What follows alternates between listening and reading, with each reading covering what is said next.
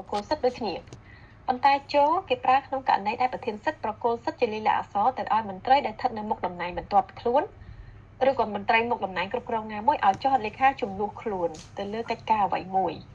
អញ្ចឹងវាជារូបមន្តនៃការបែងចែកឬក៏ប្រតិភូកម្មអំណាចប្រធានសិទ្ធិគាត់បែងចែកការងារមួយចំនួនទៅឲ្យមន្ត្រីអនុប្រធានរបស់គាត់អញ្ចឹងកាលណាគាត់បែងចែកដោយតាមរយៈការប្រគល់សិទ្ធិចុះហត្ថលេខាដោយប្រើចូលនេះហើយមានន័យថាកិច្ចការនោះមិនចាំបាច់ឆ្លងគាត់ទេអ្នកដែលទទួលបានការប្រគល់សិទ្ធិនេះគឺមានសិទ្ធិទាំងចុះហត្ថលេខានិងសិទ្ធិសម្រេចតែការចុះហត្ថលេខានោះគឺជាចុះហត្ថលេខាក្នុងនាមប្រធានហើយប្រើចូលមានន័យថាជួសឬជំនួសអញ្ចឹងការណាប្រើចុះហត្ថលេខាដោយប្រើចូលគេត្រូវបញ្ជាក់មុខតំណែងបច្ចុប្បន្នរបស់អ្នកចុះហត្ថលេខាអញ្ចឹងចូលប្រធានឬក៏ចូលអគ្គនាយករងហត្ថលេខានឹងដាក់ឈ្មោះរបស់អគ្គរងដែលចុះហើយទទួលបានការប្រគល់សិទ្ធិនោះក្នុងការចុះហត្ថលេខាដែលប្រើចូលនេះឧទាហរណ៍ថាកិច្ចការនោះមានបញ្ហាណាមួយកើតឡើង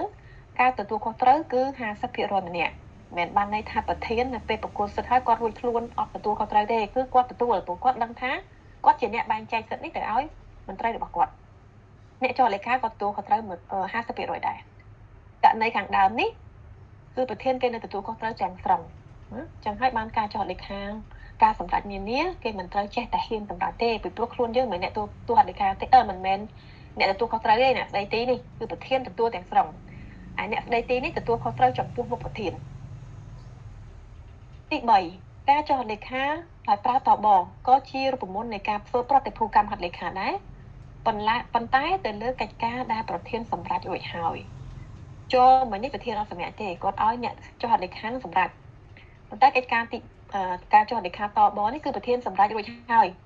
អ្នកដែលចុះហត្ថលេខានេះមានត្រឹមតែមានសិទ្ធិត្រឹមតែចុះឯងអត់មានសិទ្ធិសម្រេចទេអញ្ចឹងគេប្រើតបមានន័យថាតាមបង្គាប់ឬតាមបញ្ជាការចុះហត្ថលេខាដែលប្រើតបនេះជាទូទៅគេមិនប្រើចំពោះកិច្ចការមុខការរបស់ក្រសួងស្ថាប័នឬរបស់អង្គភាពនោះទេគេប្រើតែលើការចុះហត្ថលេខាលើកិច្ចការសាមញ្ញធម្មតាឧទាហរណ៍ការចុះហត្ថលេខានៅលើលិខិតបញ្ជាបេសកកម្មឲ្យមន្ត្រីការចុះហត្ថលេខាលើលិខិតអញ្ជើញផ្ទៃប្រជុំផ្ទៃក្នុងការចុះហត្ថលេខាលើសេចក្តីជូនដំណឹងផ្ទៃក្នុងបើនៅតាមរដ្ឋបាលរាជធានីខេត្តការចុះហត្ថលេខាលើលិខិតបញ្ជាក់និច្ចានុកូលកម្មលើសញ្ញាបត្រឬក៏ឯកសារនានាដែលត្រូវមានការបញ្ជាក់ពីរដ្ឋបាលរាជធានីខេត្តរដ្ឋបាលក្រុងស្រុកនោះនឹងមិនចាំបាច់អភិបាលទេគឺសម្គេឲ្យទៅដល់នាយករដ្ឋបាលឬពេលខ្លះដល់ទៅនាយករងរដ្ឋបាលដើម្បីចុះហត្ថលេខាលើកិច្ចការនេះហើយនៅតាមអង្គភាពមួយចំនួនឧទាហរណ៍ទី8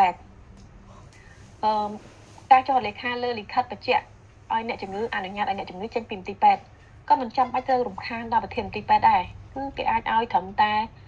ប្រធានទទួលបន្ទុកផ្នែករដ្ឋបាលនៅមន្ទីរពេទ្យនោះក៏ជាអ្នកចុះហត្ថលេខាបានតែប្រើតបនេះឯងអញ្ចឹងការចុះហត្ថលេខាដោយតបនេះធ្វើថាអ្នកណាទទួលខុសត្រូវប្រធានទទួលខុសត្រូវ 100% ព្រោះអ្នកចុះហត្ថលេខានេះគាត់ធ្វើតាមបញ្ជាទេអញ្ចឹងគាត់ទទួលខុសត្រូវចំពោះមុខប្រធានតើត្រង់នេះមានសំណួរឬទេ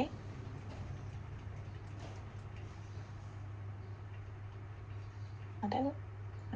ច្បាស់ហើយយើងទៅទៀតអញ្ចឹងមិញយើងដឹងហើយថាក្នុងនាមជាអ្នករៀបចំលិខិតរដ្ឋបាលសុំទោសអ្នកគ្រូមិញខ្ញុំមានសំណួរតែលើកដៃទេបាទចាអត់ឃើញបាទអ្នកគ្រូកន្លែងករណីចូលមិញបើសិនបើករណីថាអាហ្នឹង